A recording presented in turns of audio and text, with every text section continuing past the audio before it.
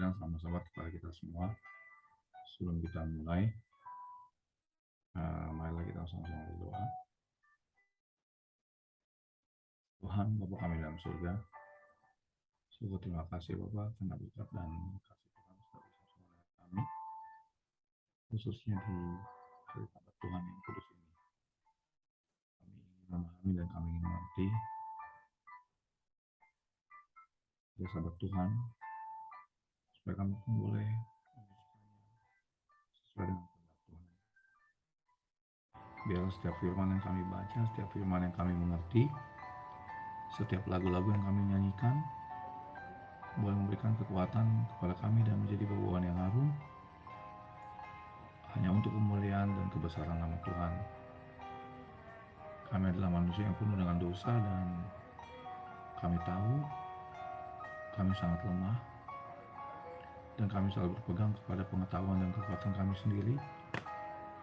Boleh bantu kami ya Bapa melalui Roh Kudus, Roh Kudus-Mu yang sudah dimanifestasikan melalui anak-Mu Yeshua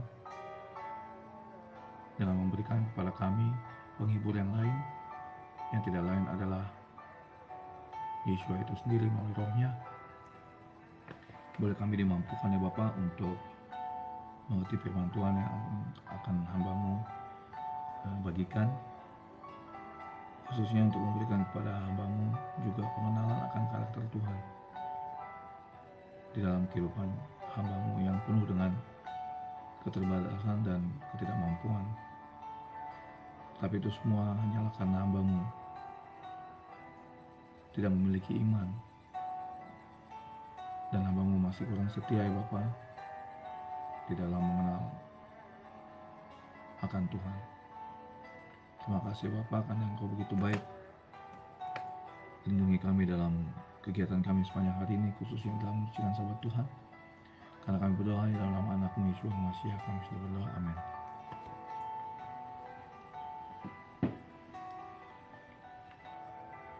Jadi sebentar,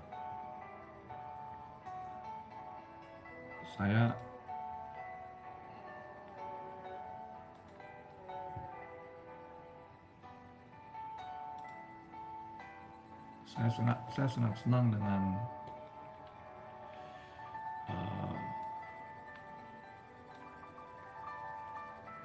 bab 12 dari buku Kerinduan Segala Zaman.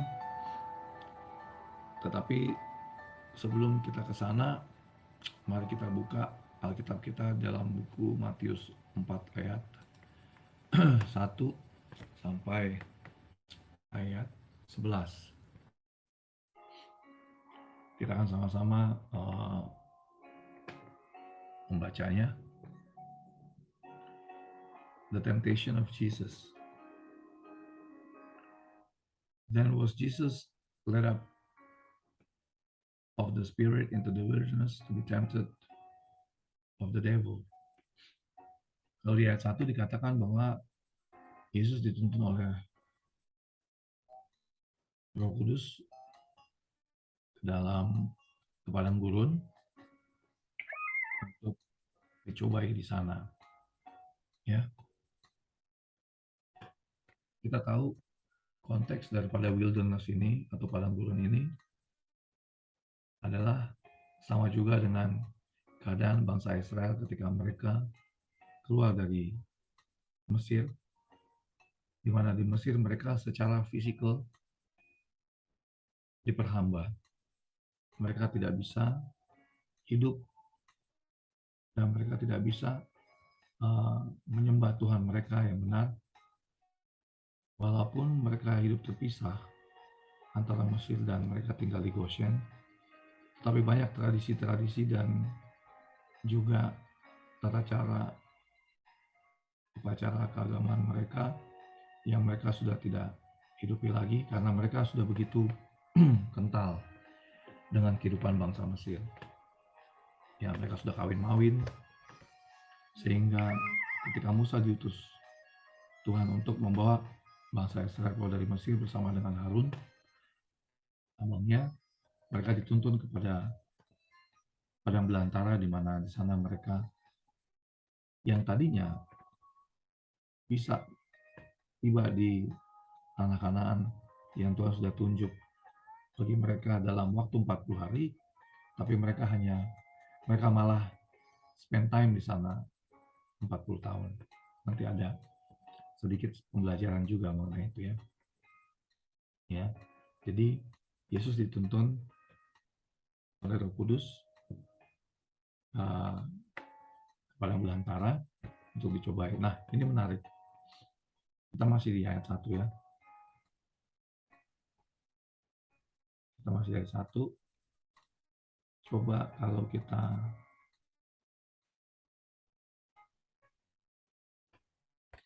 nah,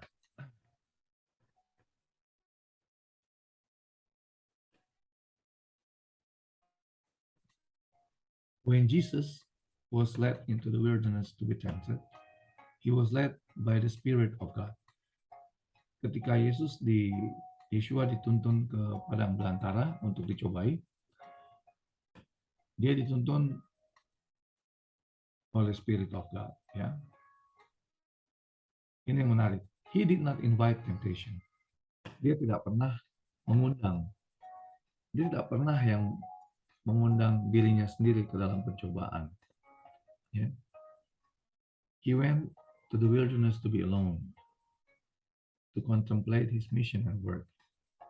Dia pergi ke padang belantara untuk menyendiri, ya, untuk memikirkan, untuk merenungkan misi dan pekerjaannya, ya, misi dan pekerjaannya.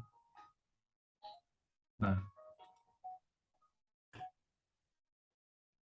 pembelajaran yang baik buat kita di sini adalah seberapa sering kita memiliki waktu untuk kita sendiri di dalam bertemu dengan Tuhan melalui firman dan juga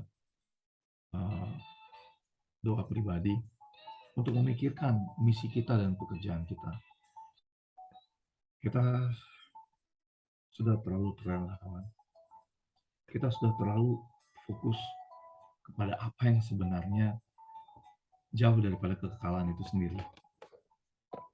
Ya, sementara Yeshua dengan kemanusiaannya, ingat ya, dia adalah seorang anak manusia, dan jangan pernah, nanti kita akan baca lagi ke bawah, kita akan lebih mengerti. Jangan pernah kita melihat bahwa Yeshua itu adalah Bapa dan makanya dia kuat dan sebagainya. Nanti kita akan temui hal-hal yang atau bukti-bukti yang sangat-sangat menyenangkan kalau buat saya pribadi dan menguatkan buat saya pribadi. Bagaimana kondisi Yesus dan bagaimana dia mengalahkan setan di dalam pencobaan ataupun di dalam godaan yang setan berikan. By fasting and prayer, ya, dengan puasa dan berdoa, he was to brace himself for the blood-stained path he must travel. Ya, dengan berpuasa dan berdoa, ya, he brace himself. Dia benar-benar merangkul dirinya ya, karena dia menyadari bahwa ada sebuah jalan yang penuh dengan pengorbanan, di mana dirinya sendiri yang akan dikorbankan, ya, yang dia harus lalui.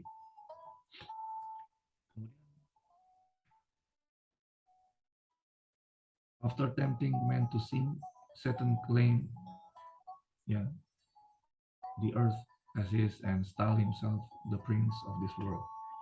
Nah, setiap kali manusia dicobai, ya, dan kita jatuh ke dalam dosa, kalau kita gagal setelah setan mencobai kita, setan itu mengklaim bahwa bumi ini adalah miliknya.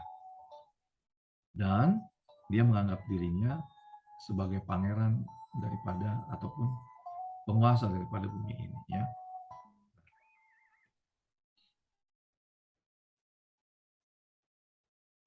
As the Son of Man, Christ would stand loyal to God. Dan sebagai anak manusia, Kristus harus berdiri setia pada Bapa, pada Tuhan. Thus it would be shown that Satan had not gained complete control of the human race. Dengan begitu, bisa digambarkan, bisa dilihat bahwa setan tidak memiliki atau tidak mempunyai penguasaan yang penuh atau kontrol yang penuh pada manusia, ya. Dan apa yang dia sudah klaimkan tadi itu adalah sebuah hoax, ya, kalau zaman sekarang katakan, ya, itu adalah salah. All who desire deliverance from his power would set it free. Jadi saya, baik Anda, kita semua yang ingin lepas dari kekuatan ataupun dari jerat setan itu boleh dan bisa dibebaskan. Nah, kemudian kita balik lagi ke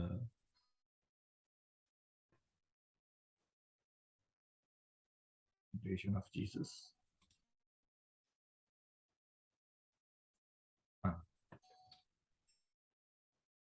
and when he had fasted 40 days and 40 nights, he was afterward and hungered. Jadi setelah dia berpuasa selama 40 hari dan 40 malam, tolong digarisbawahi di sini, 40 days and 40 nights. Dan kalau berpuasa, ya, dalam Alkitab dan Roh Nubuat itu, benar-benar mereka tidak menikmati makanan dan tidak menikmati minuman. Ya, karena ada juga puasa yang menahan lapar, tetapi mereka masih ada bisa minum. Tetapi ini totally, Yeshua was fasted, for 40 days and 40 nights. Dan kemudian laparlah dia. Ya, nah, ini ada 40 days and 40 nights, ya, 40, ada 40 hari, 40 malam, ada 40 tahun in the wilderness, ada arti daripada 40 ini nanti kita bisa sama-sama kupas juga, ya, sebentar. And when the tempter came to him, dan ketika si penggoda itu datang kepadanya, kepada Yeshua, Tuhan kita, dia berkata, he said, if thou be the Son of God, command that these stones be made bread. Ya, kalau engkau adalah anak Bapa, perintahkanlah kepada batu-batu ini untuk boleh dijadikan menjadi apa? Roti. Ya.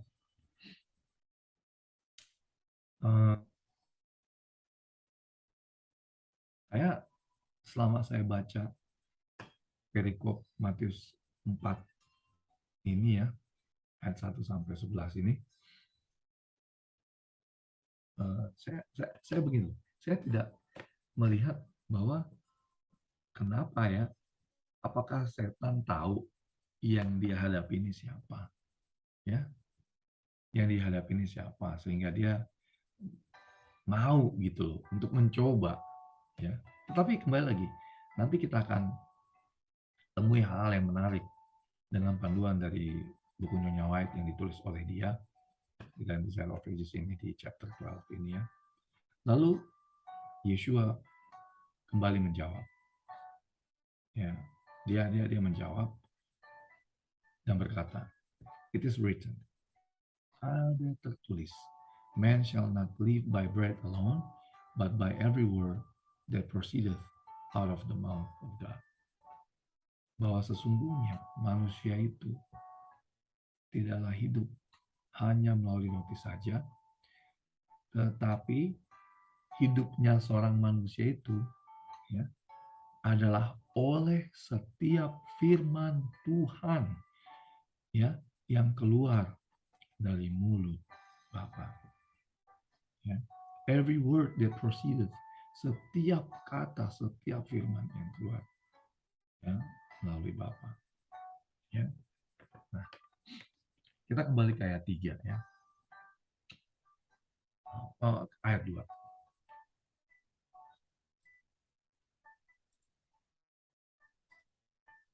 Yang saya temuin, ya, yang saya temukan, ya, di sini, ya.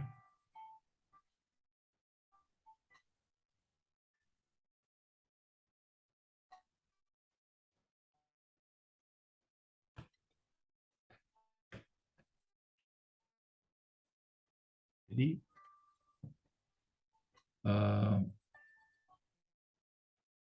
setelah kejatuhan Adam di Taman Eden, ya, hubungan antara surga dan ciptaannya, karena kita adalah ciptaannya, bumi ini adalah ciptaannya, terputus karena tadinya kita bisa berhubungan langsung dengan Bapa, ya demikian juga dengan Adam dan Hawa pada saat itu, ya. Dan karena sudah terputus itu, maka rencana keselamatan, ya, harus dijalankan, dan seperti apa yang dituliskan di dalam Roma 8 ayat 3, Yeshua datang in the likeness of sinful flesh. Jadi dia itu datang ke bumi kita ini, ya, in the likeness of sinful flesh, ya, dengan tubuh ataupun jasmani fisik yang sudah tercemar dengan dosa, ya, yang sudah tercemar dengan dosa, ya. Kemudian di sini setan juga melihat bahwa inilah kesempatan dia, apakah dia karena dia harus, ya, either conquer or be conquered, apakah dia harus mengalahkan atau dia akan dikalahkan, ya. Kenapa? Karena pada saat Adam dan Hawa jatuh ke dalam dosa, dia menang. Dan seluruh ciptaan Tuhan yang sudah sangat sempurna ini menjadi sudah tidak elok lagi, hubungan sudah terputus dengan Bapa, Sang Pencipta, dan juga anaknya, sehingga setan yang menguasai bumi kita ini. Nah, ini yang menarik, ya. Kalau perkataan yang sudah disampaikan tadi oleh setan, dikatakan di sana bahwa manusia hidup bukan setan meminta Yeshua untuk memerintahkan, karena kau lapar nih, kan kau lapar, ya sudah, perintahkan, kau kan anak Tuhan, perintahkan supaya roti ini, karena semua ini kan Yesus, setan tahu posisi Yeshua, siapa dia tahu siapa yang dia berhadapan. Lalu akhirnya setan meminta supaya Yeshua memerintahkan Yeshua untuk membuat roti, membuat batu menjadi roti. Coba kalau kita buka satu lagi dalam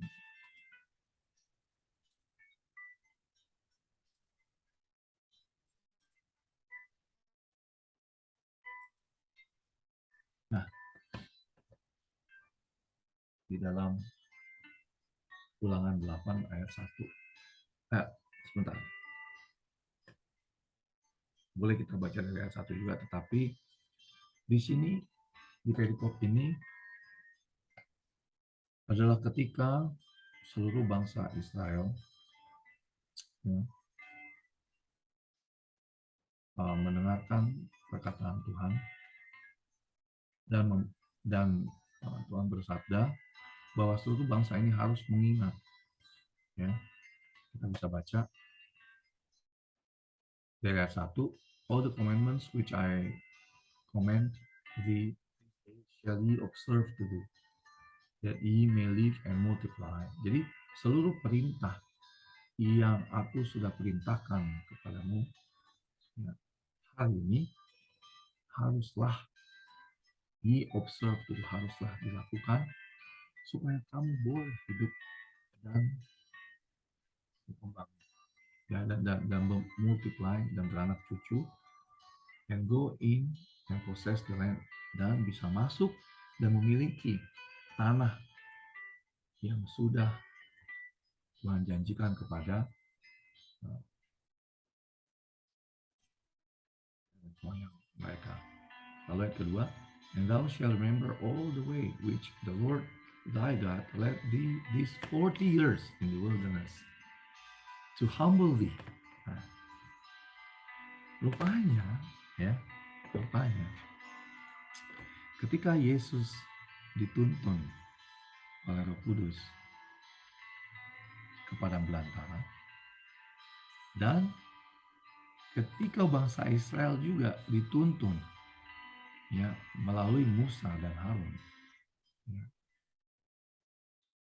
atas perintah Tuhan membawa bangsa Israel berjalan selama 40 tahun in the wilderness, di situ adalah untuk to humble thee and to prove thee, to know what was in thine heart. Rupanya gini dengan seiringnya waktu, dengan waktu yang diberikan kepada kita, akan terlihat mana yang kita tinggalkan, mana yang masih kita pegang, mana yang masih kita tahan, mana yang kita sudah pelajari, mana yang kita rindu untuk segera buang, dan akhirnya kita dimurnikan. Karena proses pemurnian bangsa Israel keluar dari Mesir, kita tahu mereka masih bercampur aduk dengan bangsa Mesir. Mereka kawin-mawin. Dan kita tahu di buku Ron 2 juga dikatakan secara ekonomi, mereka semua itu binasa di padang belantara. Mereka itu mati. Jadi yang masuk itu adalah memang benar-benar mereka yang lahir di padang belantara, yang sudah tidak lahir di Mesir, dan itulah yang Tuhan preserve, untuk masuk ke tanah perjanjian. Bayangkan di sini, to humble thee. Jadi kita itu direndahkan, to prove thee, untuk membuktikan, to know what was in thine heart, untuk mengetahui apa sih sebenarnya yang di hati kita ini, whether thou wouldest keep his commandments or no. Apakah kita ingin atau rindu untuk tetap memegang perintah Tuhan, ketetapan-ketetapannya, statute and judgment-nya, commandments-nya, atau enggak, atau tidak. Ayat yang ketiga, Deuteronomi 8 ayat 3. Ini menarik. And he humbled thee and suffered thee to hunger. And he humbled thee. Dan kita itu direndahkan, and suffered thee to hunger. Yeshua suffered to hunger selama 40 hari itu. From hunger, from thirst, and feed thee with manna. Lalu kemudian ketika keinginan daging kita ini sudah dimatikan, sudah hancur, luluh lantak selama perjalanan, di padang belantara, di tempat kita ditempatkan selama 40 tahun itu, bangsa Israel, seluruh keinginan daging mereka lapar, mereka haus, akhirnya mana diturunkan, akhirnya makanan surga itu diturunkan, dan di situ mereka bisa menikmati bagaimana nikmatnya makanan yang Tuhan sediakan sendiri untuk mereka. Bukan kegelujuhan, bukan kegelujuhan. Walaupun kita tahu, kembali lagi, selama perjalanan bangsa Israel di padang gurun, padang belantara, mereka tetap minta daging, dan Tuhan kasih burung puyuh. Mereka mati karena mereka gelujunya makan, sambil mereka saking mereka ingin, sampai mereka tidak masak itu burung puyuh itu, mereka makan seperti itu. Ada yang mentah mungkin, ada yang setengah masak atau bagaimana. Tapi kembali lagi ke sini, as he humble thee, kita direndahkan sampai ke titik nol kita. Barulah Kristus, barulah Bapa, barulah firman-Nya bisa masuk. Mana itu kan bread from heaven. Kita tahu roti adalah firman Tuhan. Bayangin, neither did thy fathers know, and he might make thee know. Ya, that man doeth not live by bread only, but by every word that proceedeth out of the mouth of the Lord doeth man live. Bahwa manusia tidaklah hidup melalui saja, tapi melalui setiap firman Tuhan yang keluar dari mulut. Ya. Jadi ketika Yesus menjawab di dalam Matius 4 tadi, setiap kita tahu kalau kita baca the whole paragraphs, the way Yeshua replies was always based with the word of God. Ya. Dan nah sekarang kita udah tahu ya, 40 tahun tadi mungkin ada pertanyaan, 40 hari ya, terus nah disinilah kita bisa temukan ya, ketika Musa masih di Mesir, ketika ketika dia mau diangkat menjadi pangeran penguasa di Mesir, usia dia waktu itu sudah menjelang 40 tahun. Dan ketika dia bunuh orang Mesir, karena orang Mesir ini berusaha menyakiti salah satu orang Israel, Musa tampil dan dia bilang, kamu jangan menyakiti, ini adalah bangsaku. Tapi ingat, sama seperti kita selalu mau tampil, saudaraku. Kita mau tampil untuk menunjukkan siapa saya, untuk menunjukkan siapa gue, dan bagaimana cara gue, ya, untuk bisa mengalahkan setiap permasalahan yang saya hadapi. Apa yang terjadi? Musa bunuh. Apakah itu jalan Tuhan? Untuk Musa mengambil pisau atau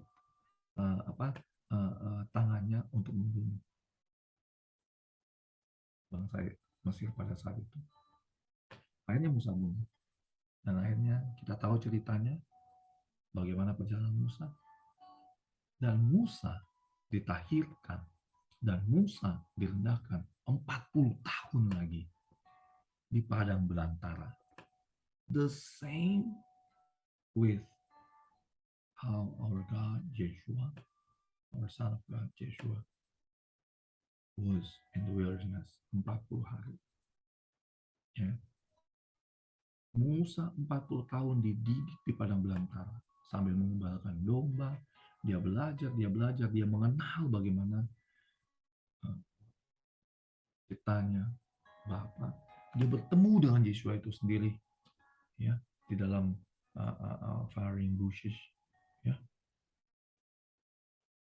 Dan di sana dia memahami dan dia diajar untuk menjadi seorang pemimpin. Jadi 40 tahun pertama dia memakai otaknya, pikirannya, keinginan dagingnya untuk ditonjolkan. Dia bunuh seseorang demi membela yang lain. Tapi konsekuensinya dia harus ditarik. Karena Tuhan tidak bisa memiliki seorang pemimpin yang memakai akal sehatnya sendiri, kekuatannya sendiri. Oleh sebab itu, 40 tahun kemudian, ketika dia berusia 80 tahun estimate-nya, barulah dia membawa bangsa Israel keluar dari Mesir. Ya. Dan selama 40 tahun, dia bersama-sama lagi dengan bangsa Israel. Ya. Sampai menuju pintu gerbang tanah Kanaan itu.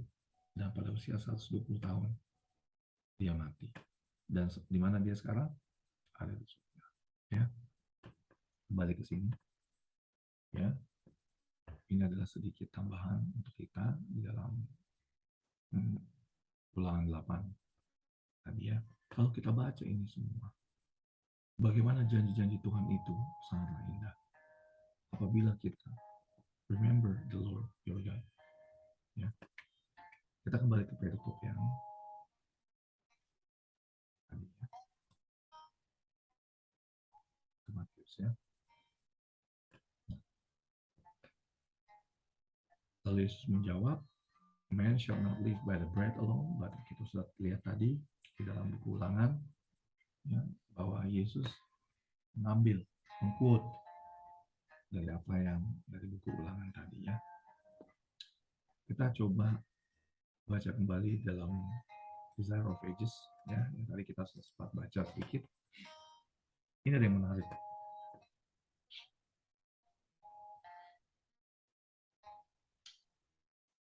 Many claim that it was impossible for Christ to be overcome by temptation. Nah, ingat,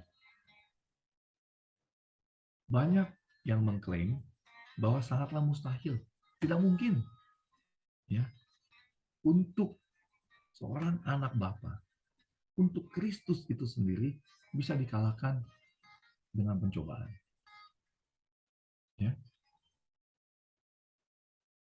If we have in any sense a more trying conflict than had Christ, ya, then he would not be able to succor us.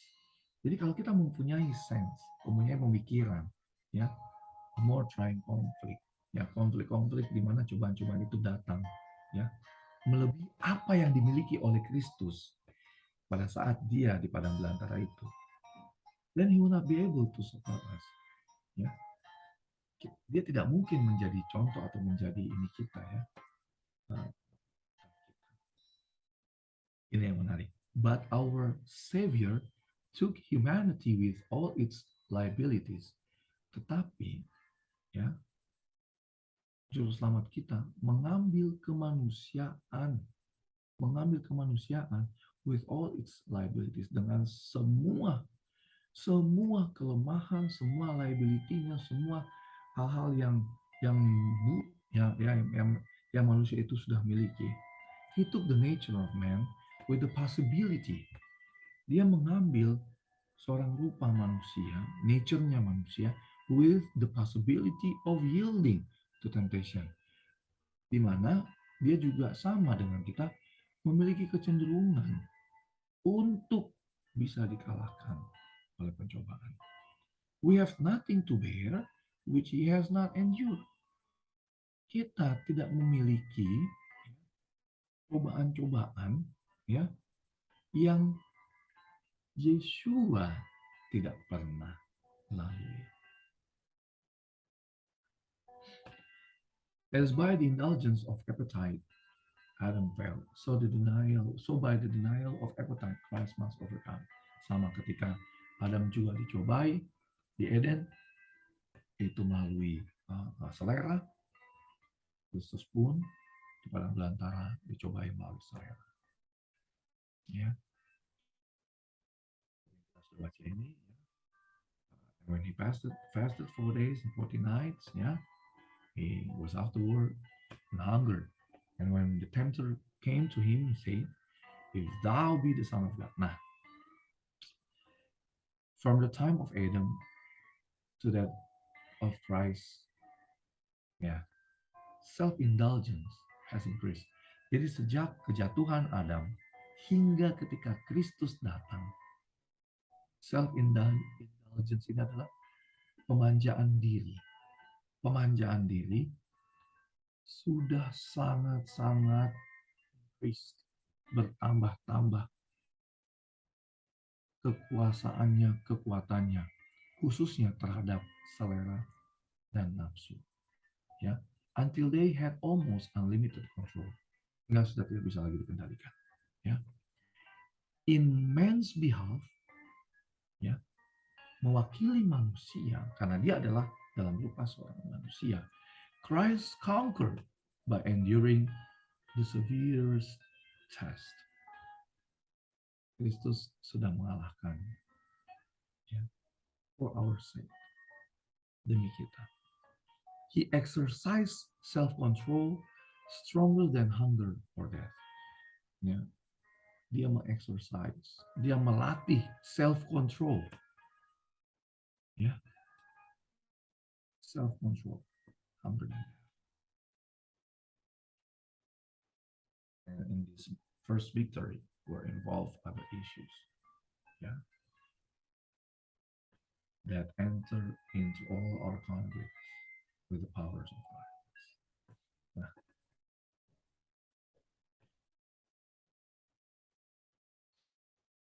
ini ada lagi yang saya mau sampaikan.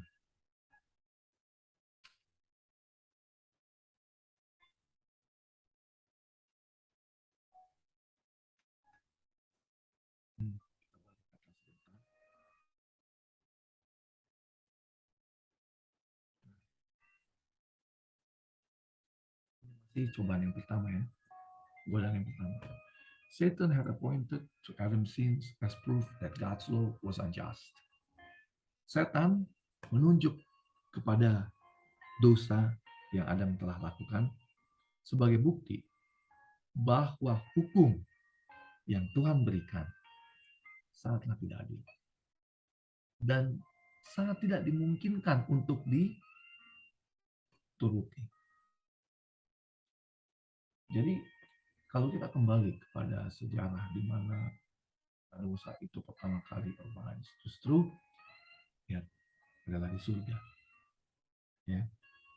Dan apa yang setan pakai, Lucifer pakai saat itu adalah dia mengatakan kepada para pengikutnya yang seperti malaikat yang sudah jatuh, the fallen angels who went down with him, bahwa bagaimana mungkin kita mengikuti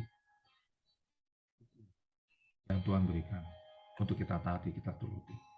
Karena landas daripada kerajaan Bapa itu sendiri adalah kasih, tetapi melalui hukumnya. Ya, in our humanity, Christ was to redeem Adam's failure.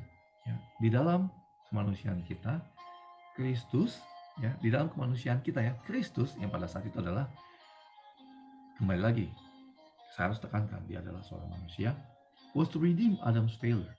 Harus menebus. Dia harus menebus kegagalan daripada Adam tersebut. Nah, ini yang menarik. But when Adam was assailed by the tempter, jadi ketika Adam sendiri di Taman Eden, dia dicobai. None of the effects of sins were upon him. Tidak ada dosa pada saat itu. Sama sekali tidak ada. He stood in the strength of perfect manhood. Dia itu berdiri dengan kekuatan yang penuh, kekuatan yang sempurna sebagai sebuah ciptaan yang Tuhan sudah ciptakan langsung dengan tangannya, possessing the full vigor of mind and body. Tidak ada dosa pada saat itu, saudara. He was surrounded with the glories of Eden. Dikatakan di sini, dia itu dikelilingi dengan segala kemuliaan daripada Taman Eden itu sendiri. Bayangkan dia bisa berhubungan langsung dengan Bapa, dengan Yeshua, ya, and was in daily communion with heavenly beings, seperti yang tadi saya sudah katakan. Ya. Lanjut, it was not thus with Jesus when he entered the wilderness to cope with Satan. Tetapi tidak demikian, ya, with Jesus. Ketika dia enter the wilderness to cope with Satan. Ketika dia harus berhadapan dengan Satan. For 4,000 years, the race had been decreasing in physical strength, in mental power, and in moral war. And Christ took upon him the infirmities of degenerate humanity. Jadi, pada saat Yeshua berhadapan dengan setan, itu setelah 4.000 tahun penciptaan, ya, di mana manusia itu sendiri sudah sangat-sangat rusak. Apalagi saya sekarang ini, dalam 6.000 tahun. Sangat menurun di dalam physical strength, tetapi bayangkan, sudah sangat menurun pun di physical strength, dia masih mampu, dia masih sanggup 40 hari, tidak makan, tidak minum, full. In mental power, di dalam kekuatan pikiran, and in moral war, di dalam kekuatan moral, nilai-nilai moral. Dan tahu nggak, Kristus mengambil itu semua di dalam dirinya, ya, maksudnya dia as a human, ya, in humanity, ya, di dalam degenerate. Can we all imagine? Bisakah kita bayangin? Wow, seorang pangeran terang. Dia biasa berada di lingkungan surga yang penuh dengan kemuliaan, bersih, tidak ada cacat noda. No, no, no. Coba kita peras dulu pikiran kita duduk baik-baik, kita bayangkan baik-baik, ya, penguasa alam semesta ini, dia harus turun, dia pakaikan itu semua kemanusiaan yang sudah degenerate for thousands of years, ya, wow.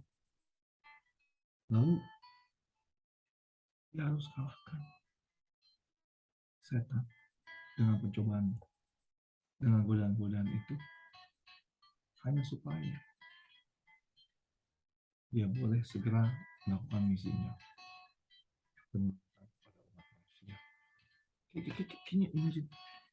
Sorry ya, saya kalau saya pribadi,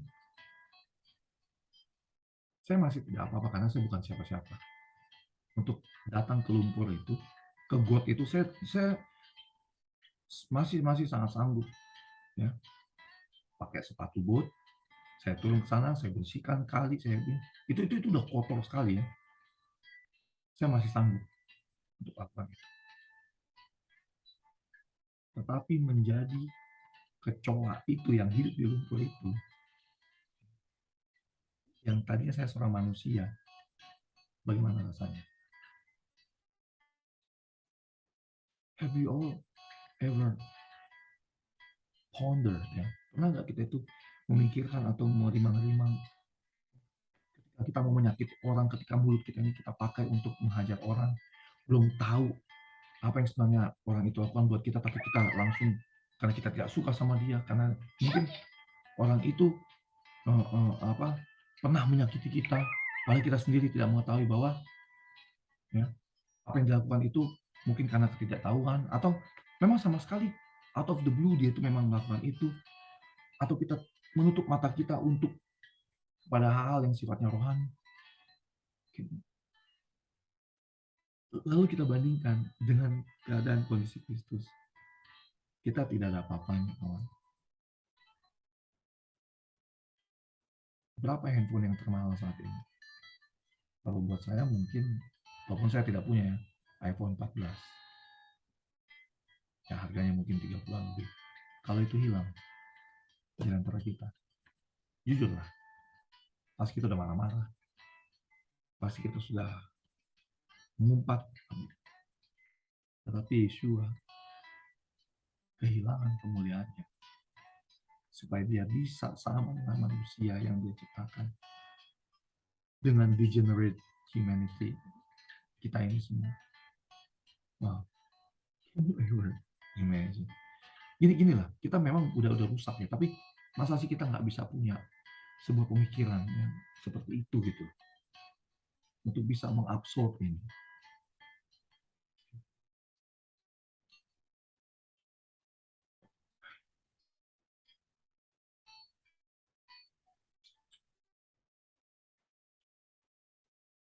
When Jesus entered the wilderness, he was shut in by the Father's glory. Ya.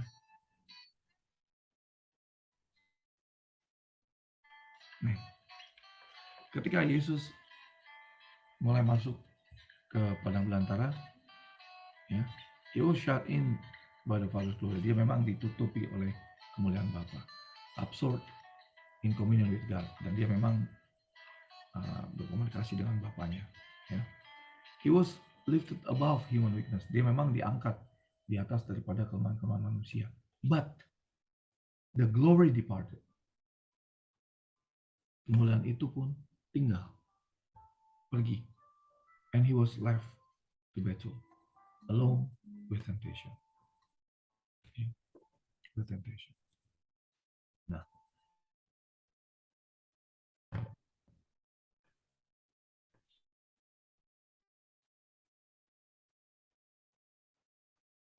ini memang saya baca word by word.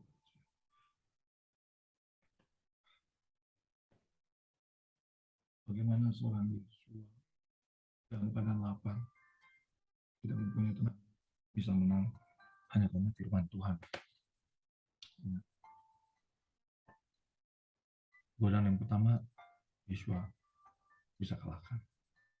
Bagaimana dengan godaan yang berikutnya?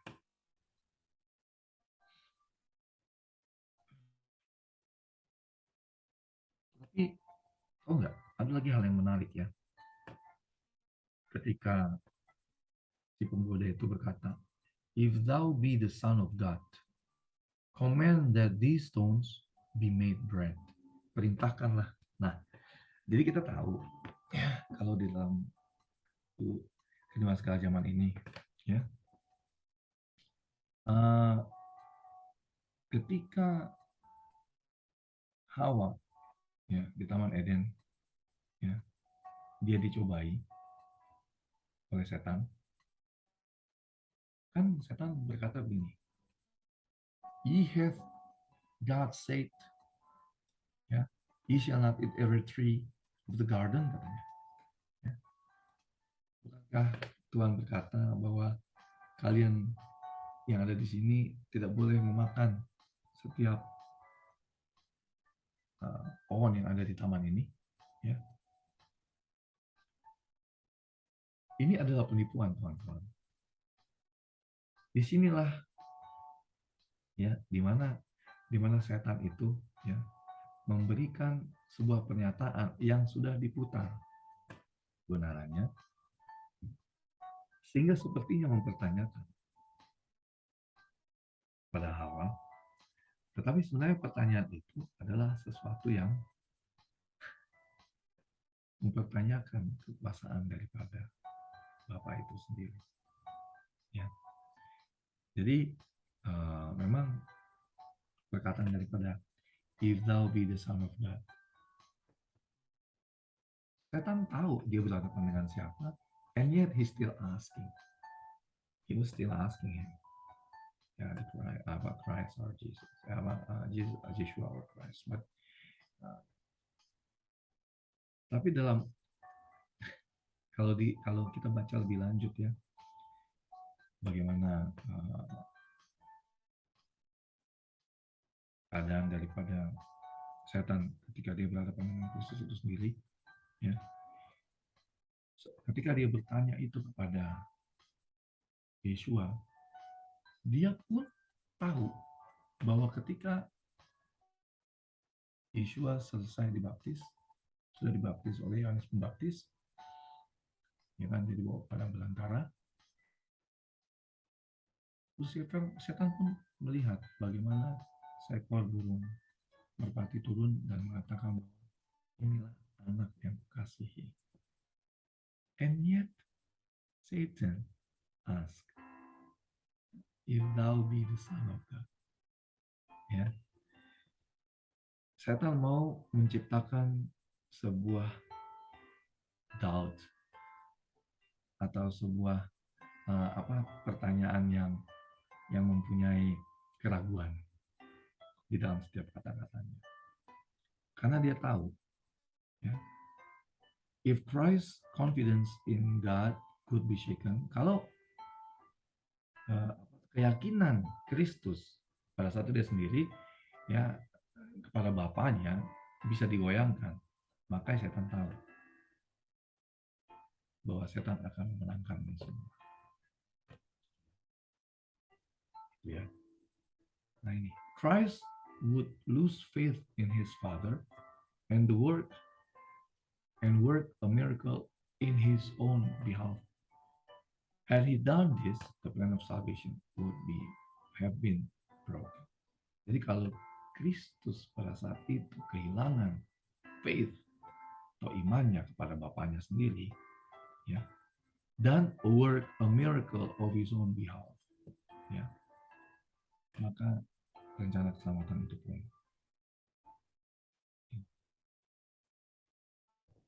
Kita kembali kepada ayat yang berikutnya.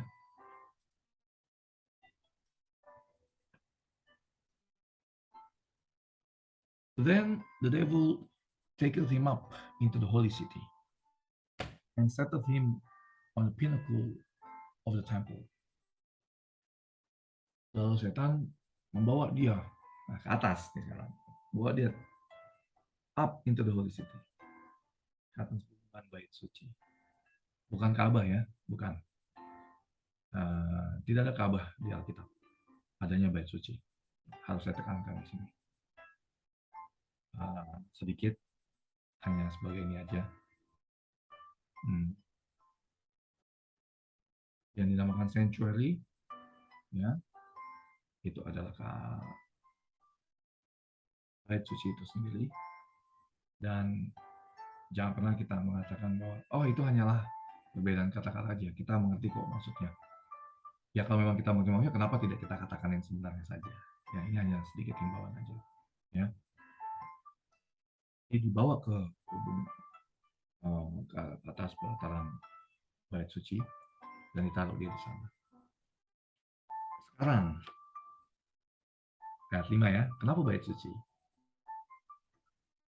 Itu adalah tempat paling suci on the face of the world at that time. Ya. Adalah tempat kudus, tempat bersemayamnya Tuhan pencipta kita. Ya.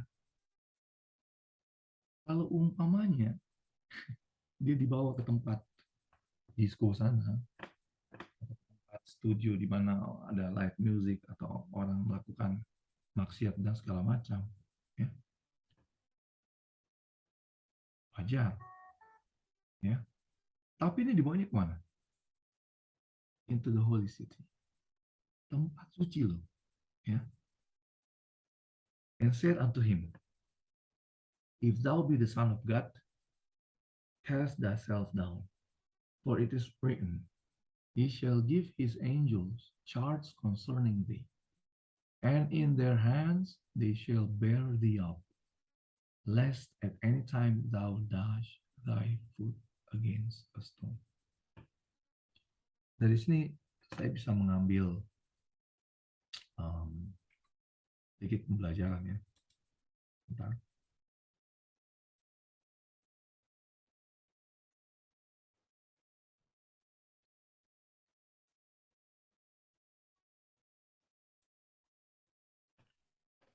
Bahwa ternyata godaan itu di tempat kudus pun tidak luput, karena Yeshua dibawa ke puncak tinggi yang paling tinggi dari bangunan bait kudus itu untuk dicobai. Kita tahu surga adalah tempat yang kudus, tetapi justru dari sanalah dosa itu. Ini kita harus berhati-hati. Ya. Kita harus berhati-hati. Bukan karena kita seorang hamba Tuhan, bukan karena kita seorang pengerja, kita memiliki diri dan Tuhan, bukan karena kita melayani di bait kudus, maka cobaan-cobaan itu tidak datang kepada kita. Tidak, sahabatku, saudaraku, kasihku. Di tempat bait kuduslah Yeshua dibawa. Bukan kalau dibawa ke mall kemana ya memang tempat maksiat di situ. What for? Digodain. Have you ever thought about that? Ya. Dan sekali lagi,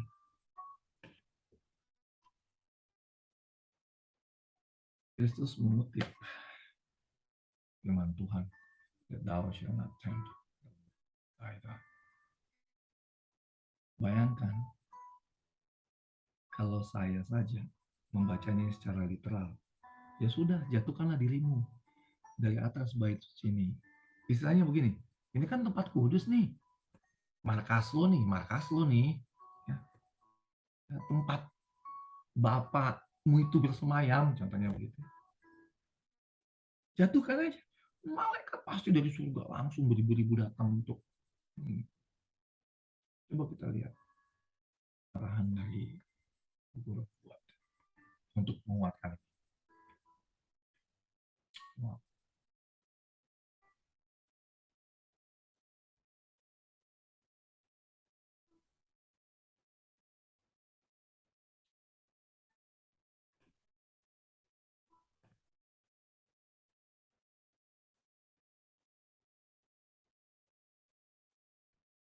Oh ya. Hmm.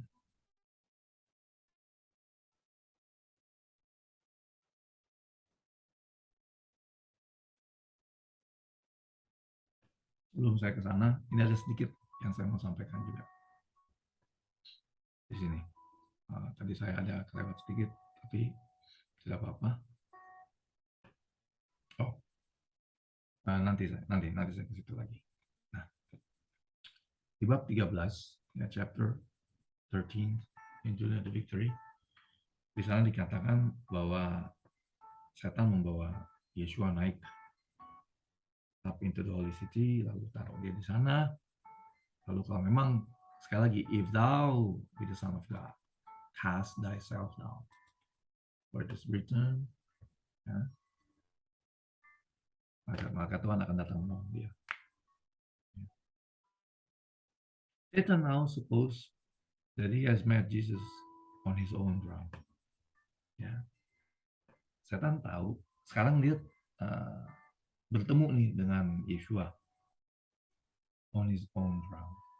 See, Jesus on his own ground. Ya tadi seperti saya katakan, di tempatnya Yeshua sendiri, di mana dia layak berada. The really foe himself presents words that proceeded from the mouth of God. He still appears as an angel of light. Jadi ini bicara mengenai setan sendiri. Dia masih menunjukkan dirinya adalah seorang malaikat yang penuh dengan kemuliaan. And he makes it evident that he is acquainted with the scriptures and understands the import of what it is written.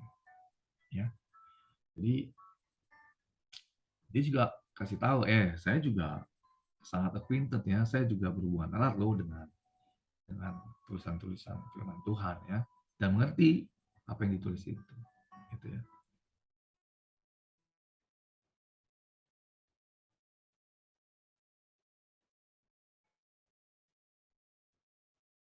Jadi, as the Savior has manifested trust in God, Satan urges him to give still another evidence of his faith.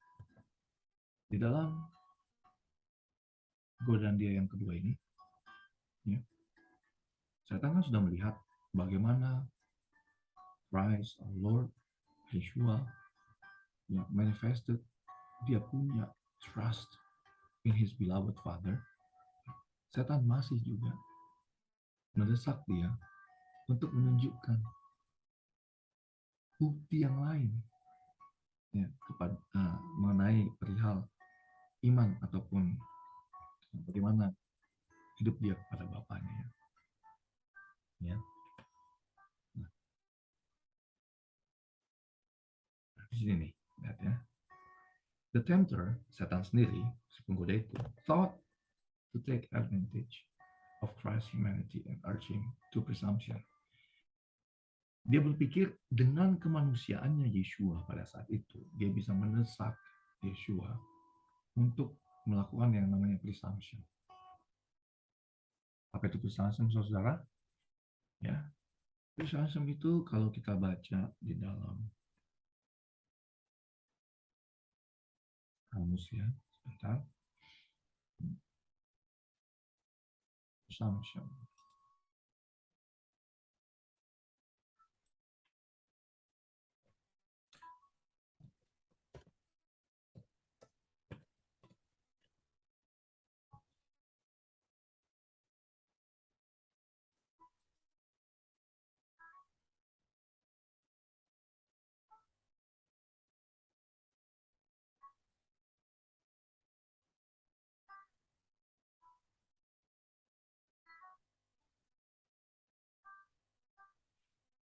Lihat ini. Presumption itu An idea that is taken to be true. Sebuah ide yang diambil dan dikatakan itu benar, and often used as the basis for other ideas. Ya. Dan akhirnya sering digunakan ya sebagai landasan ataupun dasar daripada ide-ide yang lain. Although it is not known for certain, walaupun kebenarannya atau keasliannya itu nggak diketahui, jadi belum teruji. Ya. Kemudian yang kedua, behavior perceived as arrogant, disrespectful, and transgressing the limits of what is permitted or appropriate. Itu juga behavior, ya, presumption. Ya.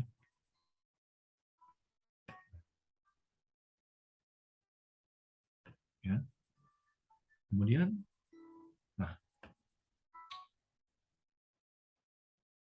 di sini yang membuat saya kembali dikuatkan, saudaraku. The tempter, si penggoda itu tidak akan pernah bisa memaksa kita untuk melakukan kejahatan.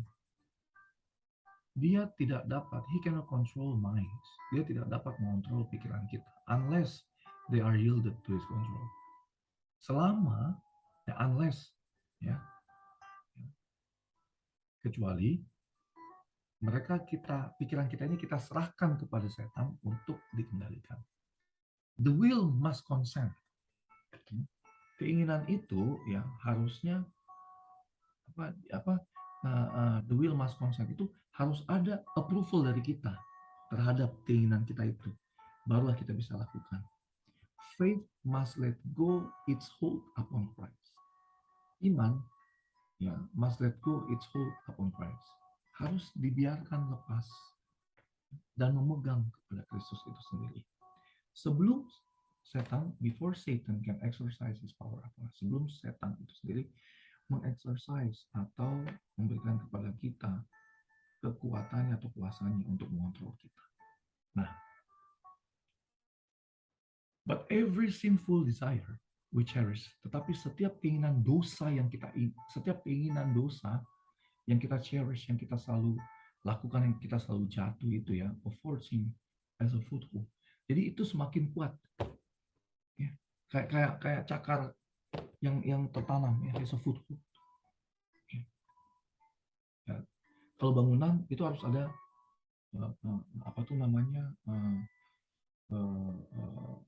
fondasinya untuk supaya dia kuat, ya. Atau kalau sebuah kapal besar ya, kapal pesiar itu ada jangkarnya. Apa itu fungsi jangkar? Itu ada foothold untuk menahan dia terombang-ambing ya pada saat dia di dermaga atau di mana. It's the same. Ya. Every point in which we fail of meeting the divine standard. Jadi setiap hal di mana kita jatuh untuk memenuhi standar ilahi, ya, meeting the divine standard, itu standar ilahi, is an open door, adalah sebuah pintu yang terbuka by which he can enter. Setan sendiri bisa masuk to attempt and destroy us, ya, untuk mencoba dan menghancurkan kita. And every failure or defeat on our part, dan setiap kegagalan atau kekalahan di bagian kita, gives occasion, memberikan kesempatan for him itu setan, to reproach Christ, untuk mengolok-olok Kristus. Ya. Jadi kalau sekiranya Yeshua mengikuti pertanyaan atau bukan pertanyaan, perintah setan di atas hubungan bait kudus itu ya, untuk menjatuhkan dirinya, itu kan presumption. Kita juga sering berpikir seperti ini. Ini kita tidak sadari. Saya kan tahu firman. Contoh misalnya, saya kan ke gereja, bos. Setiap Sabat. Tapi nggak tahu di gereja ngapain aja. Mungkin mau ngobrolin bola. Atau kayak saya dulu ya, ke gereja itu sebelum khotbah saya pergi ke Bejo, saya makan mie ayam di sana. ngobrol sama sahabat-sahabat saya juga, adik dan teman-teman saya dalam spirit ya, dalam rohani. Ngomong yang nggak penting, yang nggak jelas, gosip, ngomongin bola, politik lah. Saya ke gereja, saya ke Vesper loh, saya aktif loh. Saya Jadi saya nggak mungkin bisa jatuh. Saya nggak akan jatuh. Kalaupun jatuh, saya akan balik lagi kok. Karena saya bisa belajar. Come on, guys.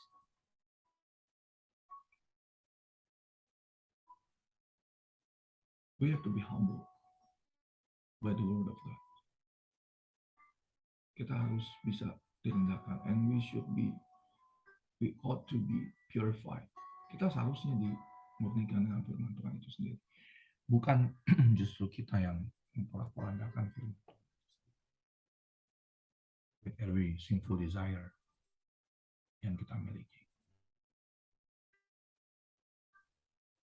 Yesus tahu siapa dia.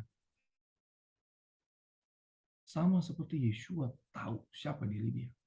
Kita pun harus tahu siapa diri kita di pendosa ini. Dengan Yeshua tahu, dia memiliki iman. Dengan kita tahu siapa Tuhan kita yang begitu perkasa membantu kita di dalam setiap keberdosaan kita, kita memiliki iman. Dan kita tidak akan memberikan kesempatan kepada setan untuk reproach Christ. Ya. Lalu Yesus mengatakan lagi, hey, it is written again, thou shalt not tempt the Lord thy God. Nah,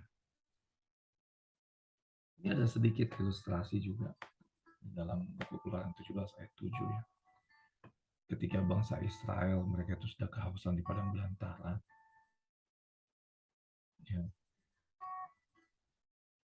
Children of Israel, when they thirsted in the desert and demanded that Moses should give them water, exclaiming, is the Lord among us or not? Itu sama juga.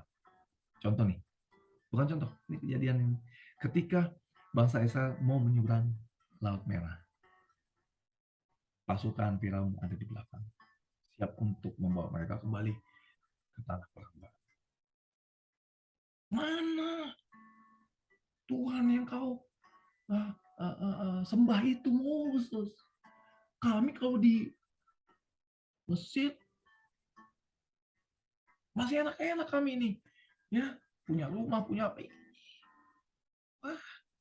Di pondokan-pondokan ya.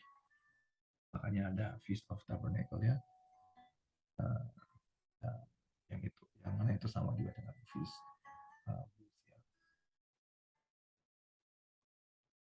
Itu sama loh dengan yang tadi setan sudah ini kan ya. Adakah Tuhan di antara kita? Ya. God had wrought marvelously for them. Yet in trouble they doubted him. Ya. Tuhan itu sudah menuntun bangsa Israel itu secara dengan kekuasaan dan kemuliaannya ya. Yet in trouble. Tapi ketika mereka berhadapan dengan hausnya doang, hanya haus. Men, 40 hari nggak minum, men. Ini haus, men. Berapa lama sih, men? And demanded evidence that he was with them. Ini sama seperti setan. Dan menuntut bukti bahwa memang Tuhan itu ada bersama-sama mereka. In their unbelief, di dalam ketidakpercayaan mereka, they sought to put him to the test. Ya, mereka memaksakan untuk menaruh atau memposisikan Tuhan ke dalam sebuah tes. And Satan was urging Christ to do the same thing. Dan itulah maksud setan ketika ditanya, kalau memang kau adalah anak Tuhan, ya lu jatuh aja. Lu jatuh aja. Pasti malaikat Tuhan yang penuh dengan kemuliaan itu akan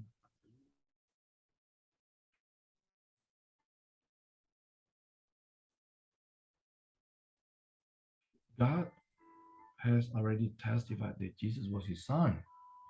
Bapa itu sudah memberikan kesaksian setelah Yeshua dibaptis that Yeshua was his son, adalah anaknya.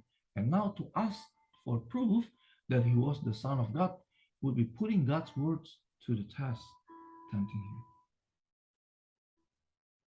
And the same would be true of asking for that which God had not promised. Itu sama juga dengan bahasa Israel ya. Udah, dia bilang saya akan menuntun engkau semua bangsa apa ini semua bangsaku ini imamat yang rajani, bangsa yang terpilih, umat kepunyaan sendiri ya. Bayangin, dibawa keluar, masa sih ya tidak dipimpin, tidak dijaga gitu. Ya.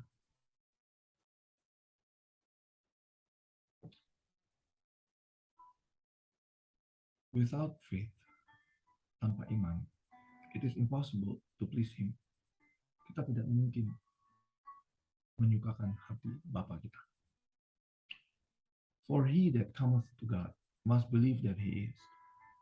For he itu saya yang datang kepada Bapa, pada Tuhan, must believe, harus percaya that he is.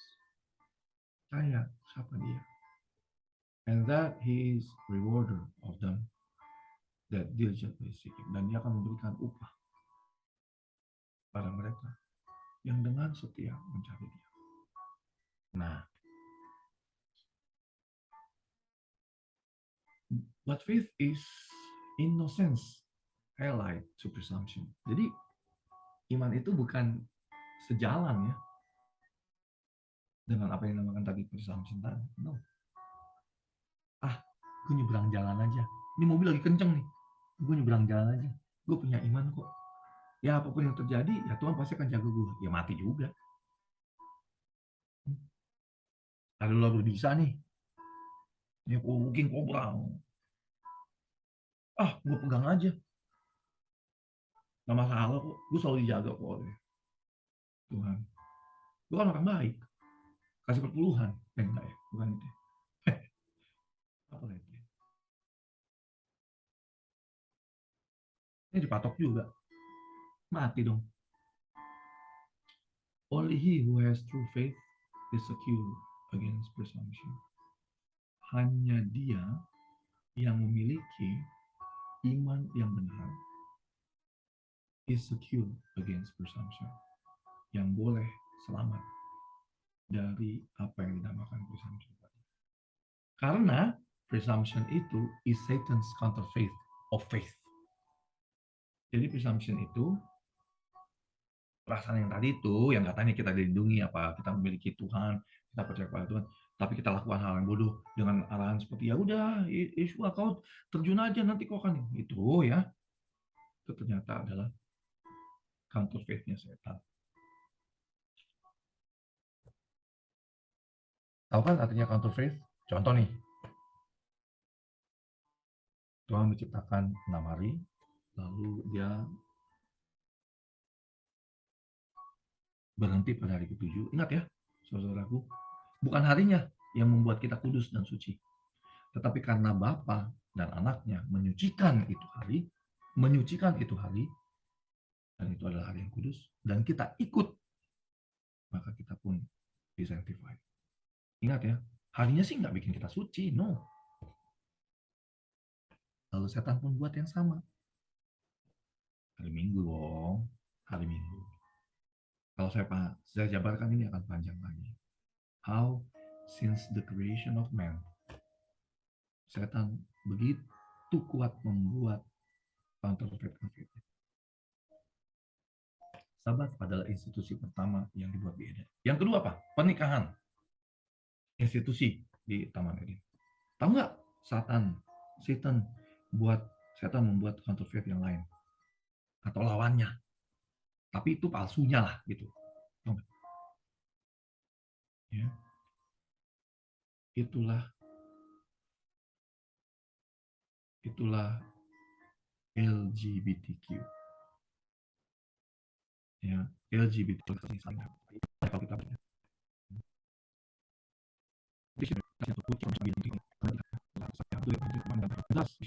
dan dengan itu kita dapatkan dari berbagai kalah. Ayat yang berikutnya.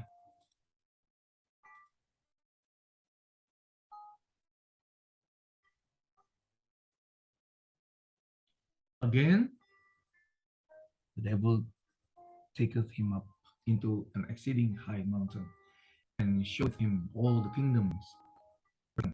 Inilah kerajaan ini. All things are dark and worship.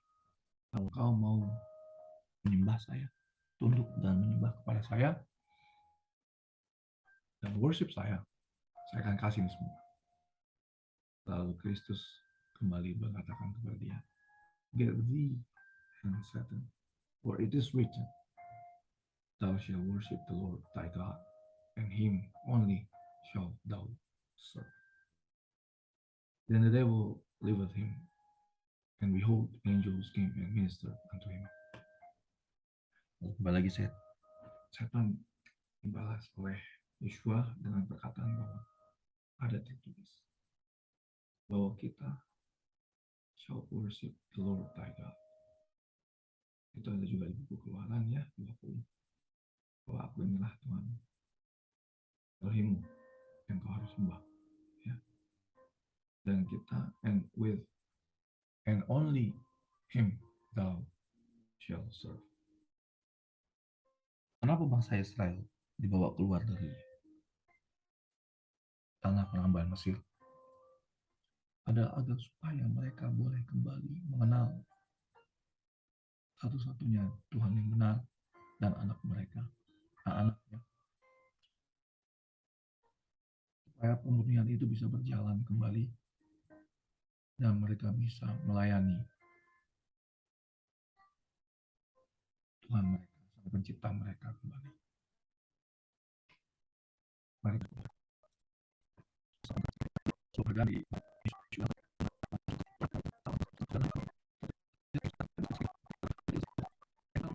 saya tidak sakit dulu, saya datang mendapat dengan segala udah akhir manusia di bumi dan dia dibawa ke surga, saudara.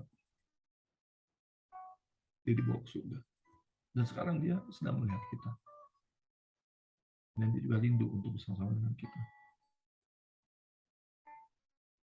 Ya. The sunlight lay on temple cities, marble palaces, fertile fields, and fruit-laden vineyards. The traces of evil were hidden. Jadi tunjukkan bagaimana sinar matahari itu jatuh di hamparan kota-kota itu. Istana-istana yang dengan batu-batu kolam yang indah, tanah-tanah yang sangat subur, ya, kebun-kebun anggur yang syarat dengan buahnya yang siap dipanen, dan jejak-jejak daripada kejahatan disembunyikan. The eyes of Jesus so lately greeted by gloom and desolation. Mata daripada Kristus pada Yeshua so lately greeted by gloom and desolation. Gaze upon the scene of unsurpassed love, holiness, and prosperity. Jadi hal yang sangat tidak sesuai, gloom, desolation, sekarang dihamparkan kepada sebuah suasana atau pertunjukan hal yang sangat menyenangkan, sangat loveliness and prosperity. And then the tempter's voice, dan si pengguna itu berkata, all this power will I give thee, and the glory of them, for that is delivered unto me, and to whomsoever I will give it. If thou therefore will worship me, all shall be thine. Christ's mission could be fulfilled only through suffering. Christ's mission could be fulfilled only through suffering. Christ's mission could be fulfilled only through suffering. Terpisahnya dia dengan cinta kasih Bapaknya. Ya. When Satan declared to Christ, the kingdom and glory of the world are delivered unto me. Ketika Setan mendeklarasikan kepada Kristus bahwa kerajaan dan kemuliaan dunia ini akan diberikan, are delivered unto me, diberikan kepada dia, setan, and to whomsoever I give it, dan kepada siapa yang saya mau berikan saya akan kasih. He stated what was true only in part. Jadi ternyata kebenarannya itu hanya sebagian aja. And he declared it to serve his own purpose of deception. Dan itu sebenarnya dia deklarasikan adalah untuk ya membuai ya keinginan dia di dalam deception, kebohongan. The earth is God's, dikatakan sini. And he huruf gede, huruf besar ya, has committed all things to his son. Setan tahu bumi ini adalah milik darinya, dari Bapa, dan sudah diberikan kepada anaknya. Ya.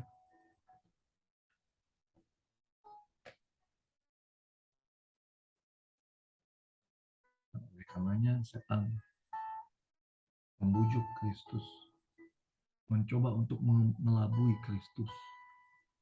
Kalau kau sembah saya, nih saya berikan. Kau nggak perlu mati di kayu salib. Saya berikan nih. Nggak perlu kau mati di kayu salib. Hai anak Tuhan, kau cukup sembah saya, I'll give it to you. Padahal bumi ini milik dia kok, sang pencipta. Dan Christ's mission could be fulfilled only through suffering. Kenapa saya sampai 3 kali sayang? Bukan berarti kita mencari gara-gara ya untuk supaya kita ini hidup tersiksa. Tetapi mereka yang memegang teguh statute and commandments and judgment pastinya akan hidupnya itu tidak nyaman. Karena bumi ini sudah jauh daripada statute, judgment, and commandments of God. Jauh. Ya.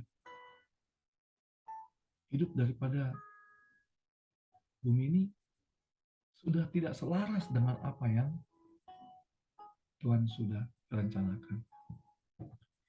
Jadi kalau dibilang Christ mission itu could be fulfilled only through happiness, ya, maka ini semua adalah kebohongan.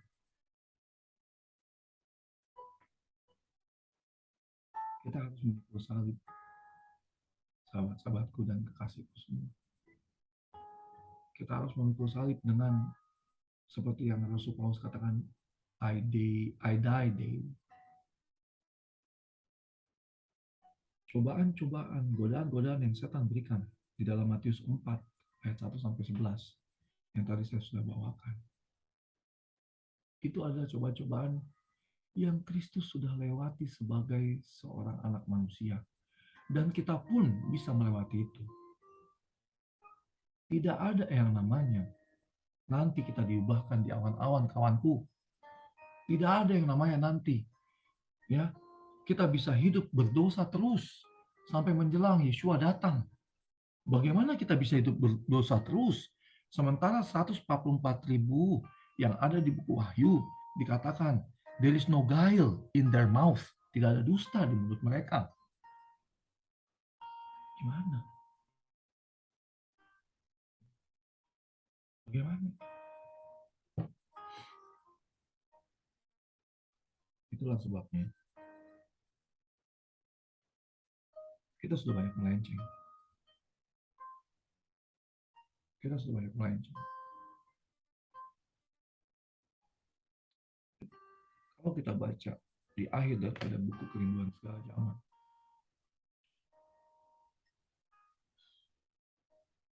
saya akan bagikan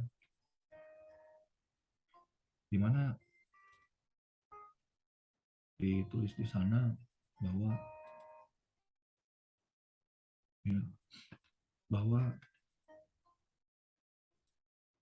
Kristus sudah sangat rindu.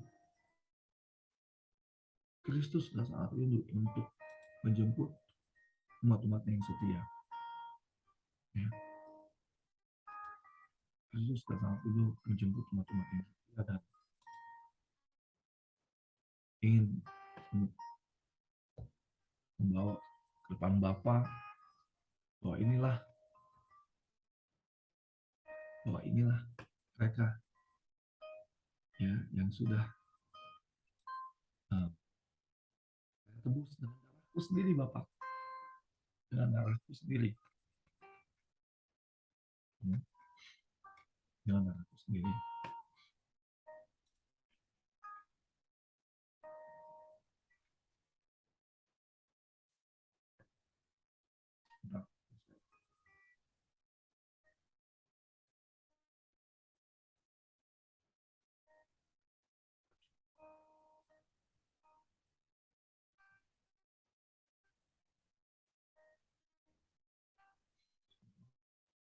Saya selalu kalau saya dalam perasaan down dan sangat hilang semangat di dalam kerohanian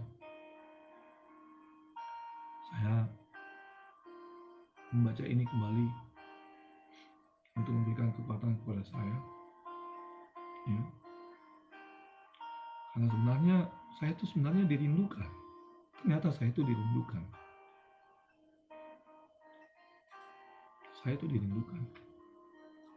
Saya itu dirindukan di surga ternyata. Tuhan sangat rindu. Lagi Yeshua sangat rindu untuk bertemu dengan kita. Ya. Dan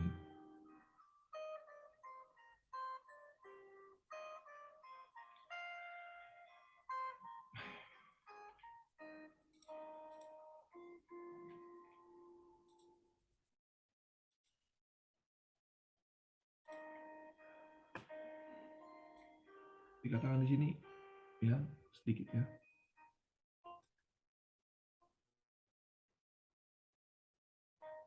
Kalau kita baca ketika Yesus sudah mau diangkat ke surga, mereka melewati tempat-tempat, Yesus jadi kayak Yesus kayak menapak tilas gitu dari semua apa yang perjalanan di dalam muridnya. Ya, ketika dia disalib, taman Getsemani, tempat mereka biasa berkumpul dengan muridnya semua dilewati. Terus dia ingat ketika dia berdoa dan menyekat kesengsaraan sendirian di sana. Ya, kemudian mereka melalui pintu gerbang Yerusalem, di sana dibilang banyak orang katanya memandang heran dengan rombongan kecil itu. Kemudian tidak tahu saudara bahwa itu adalah saatnya Tuhan itu naik ke surga. Ya, saya selalu mau di posisi saya di dalam posisi itu bersama-sama dengan Yeshua. Yeshua menggunakan waktu bercakap-cakap dengan mereka, mengulangi petunjuk yang terdahulu ketika mereka mendekati Getsemani, lalu dia berhenti gitu ya, agar supaya murid itu mengenang kembali pelajaran yang mereka sama-sama telah lalui. Ya, lalu dia memandang kepada pokok anggur yang olehnya dia telah melambangkan persatuan jemaatnya dengan dirinya. Kita sudah tahu itu. Kristus telah tinggal di dunia selama 33 tahun dan dia telah menderita hinaan, nistaan, dan olokan. Mobil saya disalib aja, bukan saya yang dihina, dinisna, saya yang menghina dan menista orang. Ya. Saya tidak dipilih menjadi ketua aja, wah gondoknya bu. Ya, kesombongan demi kesombongan, nggak sadar kita ini. 33 tahun Yeshua hidup, dia hanya penuh dengan kehinaan, nistaan, dan olokan. Dia ditolak, bahkan dia disalib. Emang saya udah diapain, Bu? Ada hal yang tidak sesuai dengan kita. Kita kejar. Kita marahin tuh orang. Kita hina itu orang. Karena gue presdir nih. Ada kejadian sih saya. Ini nggak sesuai nih. Nah, itu hanya.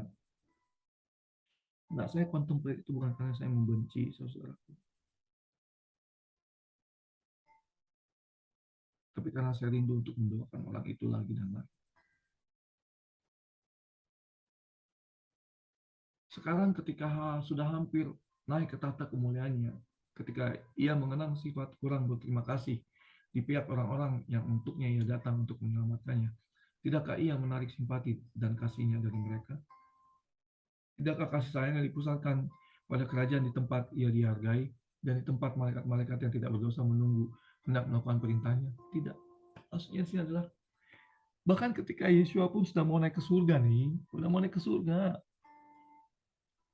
terus dia ngebayangin nih, aduh si Kiki ini memang kurang ajar sekali.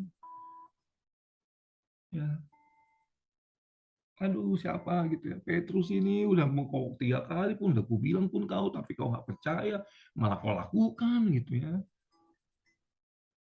Dia mengenang sifat kurang berterima kasih semua orang. Yang untuknya dia datang untuk diselamatkan.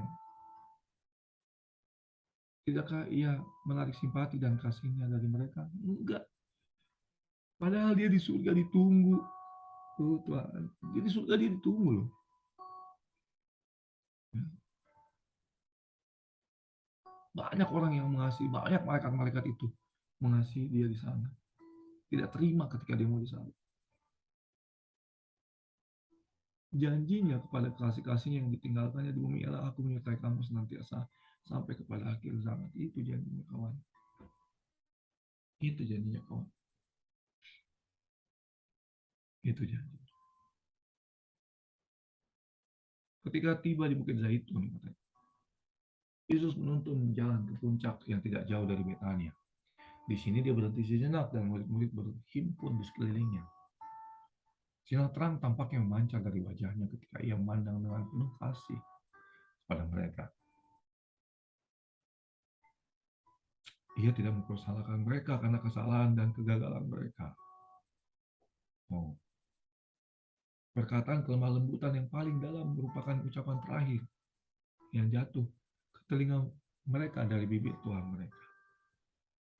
Dan ketika tangan yang dilentangkan untuk memberkati seakan-akan menjamin penjaganya yang melindungi, naiklah ia perlahan-lahan dari antara mereka, ditarik menuju surga oleh kuasa yang lebih kuat daripada suatu penarikan dunia. Dan murid-muridnya tercengang dan mata terpaku. Mereka melihat Tuhan mereka naik ke surga untuk terakhir kali. Dan suatu awan kemuliaan menyembunyikan dia dari pemandangan mereka. Dan perkataan itu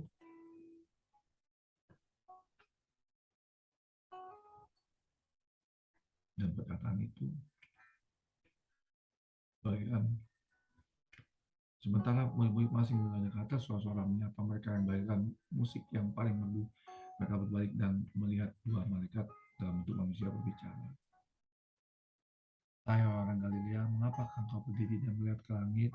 Yeshua ini yang terangkat ke surga meninggalkan kamu akan datang kembali dengan cara yang sama seperti kamu melihat dia naik ke surga. Ya.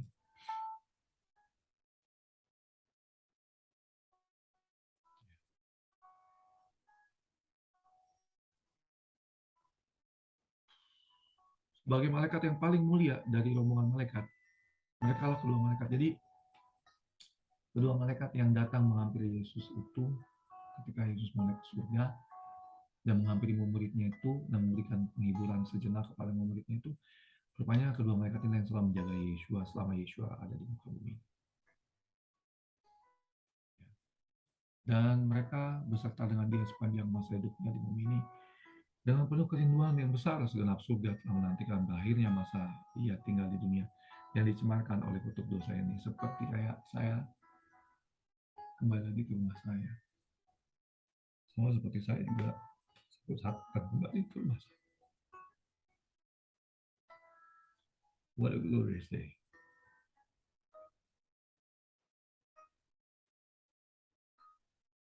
Dan Kristus telah naik ke surga dalam rupa manusia.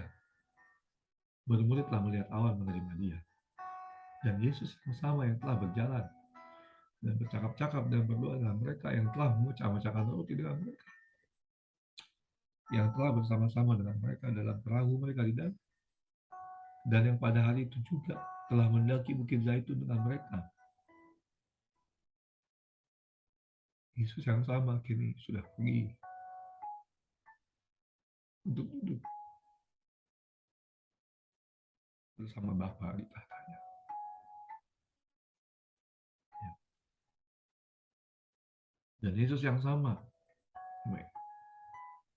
akan dipastikan untuk kembali.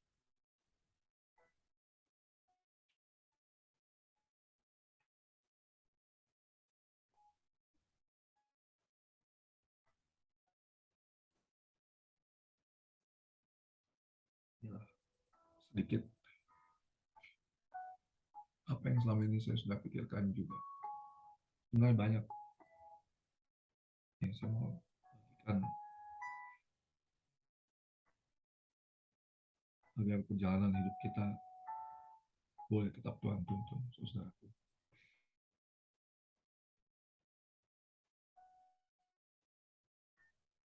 Godaan dan cobaan demi godaan dan cobaan akan tetap kita lalui sampai satu saat nanti ketika Roh Kudus akan ditarik dari muka bumi ini, dan pada saat ditarik maka kita akan tanpa perantaraan daripada Tuhan. Dan pada saat itu akan terlihat siapa yang memegang statue judgment, commandment, statue and judgment Tuhan, dan siapa yang mengolok-oloknya.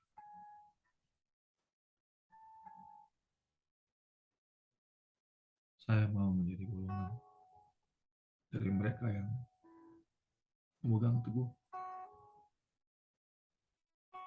janji dan juga ketetapan Tuhan. Saya mau. Walaupun saya harus mati sekalipun, dan keluarga saya pun harus mati sekalipun. Atau saya harus kehilangan mereka, atau saya harus kehilangan orang tua saya.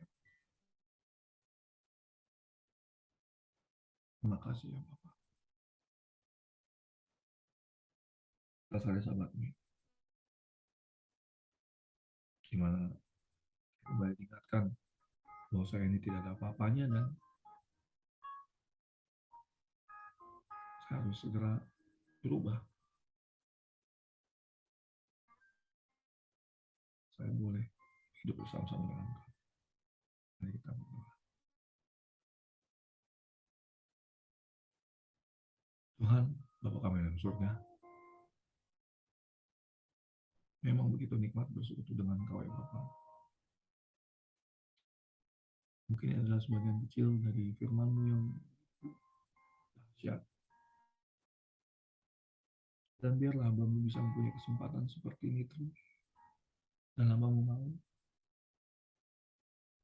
agar supaya kehidupanku ini ya Bapa boleh menjadi terang pada istri dan anak-anakku, pada orang tuaku, adik-adikku dan seluruh umat Tuhan. Dan hamba-Mu tidak mau ketika mereka melihat hamba-Mu, mereka mengolok-olok-Mu ya Bapa. Jadikanlah hamba-Mu terang dimanapun hamba-Mu berada.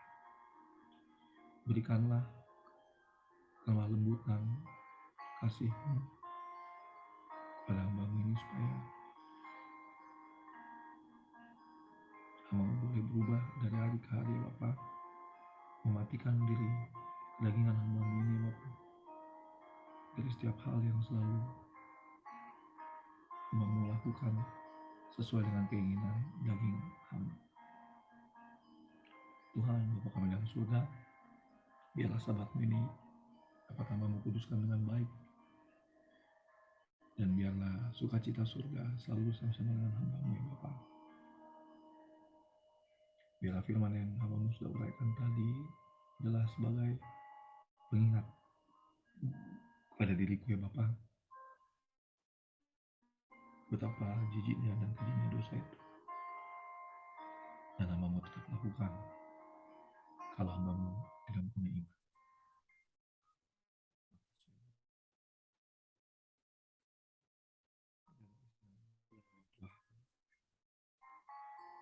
Ampuni dosa dan kesalahan dalam nama anakmu Yesus Kristus.